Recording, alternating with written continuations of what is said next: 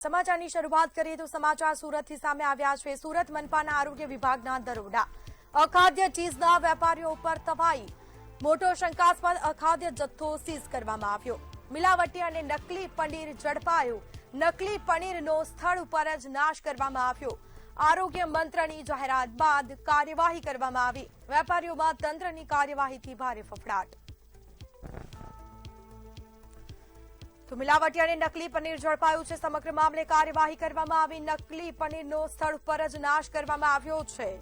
તો હવે એનાલોગ પનીર ઉપર ગુજરાતમાં પ્રતિબંધ મૂકવામાં આવ્યો છે। અનેક દુકાનોમાંથી નકલી પનીર પણ મળી આવે છે, તો ક્યાંક કારખાનાઓ ઝડપાય છે। હવે વેપારીઓમાં તંત્રની કાર્યવાહીથી ભારે ફફડાટ ફેલાયો છે, કારણ કે વધુ પડતું એનાલોગ પનીરનું જે વેચાણ થઈ રહ્યું છે અને જે સ્વાસ્થ્ય માટે ખૂબ જ હાનિકારક માનવામાં આવે છે। તો આપણી સાથે સંવાદદાતા દીપક રાય લાઈવ જોડાઈ ચૂક્યા છે સુરતથી। જી દીપક, જે રીતે આ નકલી પનીર નાશ કરવામાં આવ્યું છે, આરોગ્ય વિભાગે કાર્યવાહી કરી છે, શું વિગત?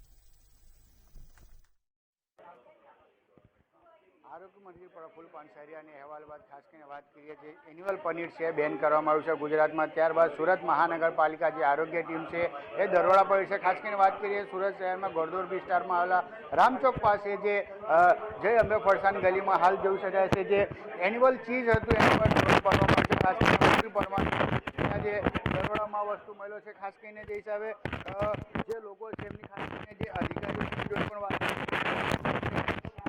સર, આ જે એન્યુઅલ પનીર મળ્યું છે તેની હાનિકારક છે અને હવે કેવી રીતે થશે?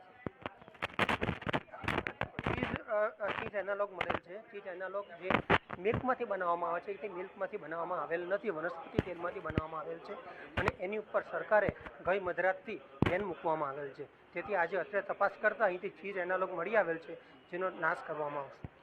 સર, શરીર માટે કેટલી હાનિકારક છે? શરીર માટે પેટની તકલીફ હોય, લીવરની તકલીફ હોય, કિડનીની તકલીફ પડી શકે છે, એના માટે સરકાર એની ઉપર બેન મૂકવામાં આવેલ છે અને કરવામાં આવશે અને આગળ પણ એની તકેદારી રાખવામાં આવશે।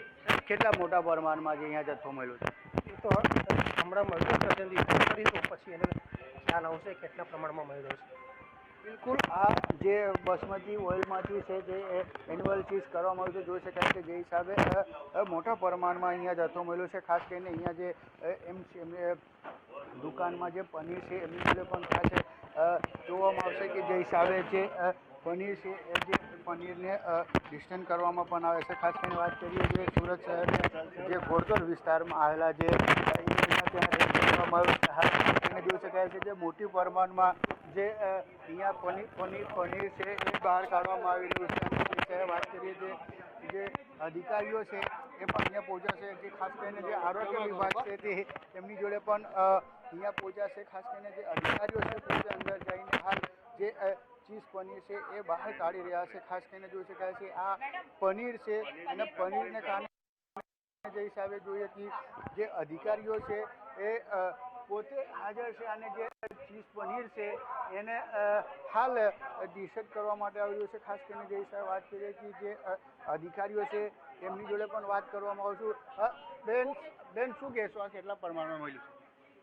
અત્યારે અમે ચાલુ છે ડ્રાઈવ, એટલે હવે અમને કેલ્ક્યુલેટ કરીશું કે કેટલી વસ્તુ છે। એમને ત્યાં પનીર તો ડેરી પનીર છે, પણ ચીઝ એનાલોગ છે એનો જથ્થો અમે ગણીએ છીએ।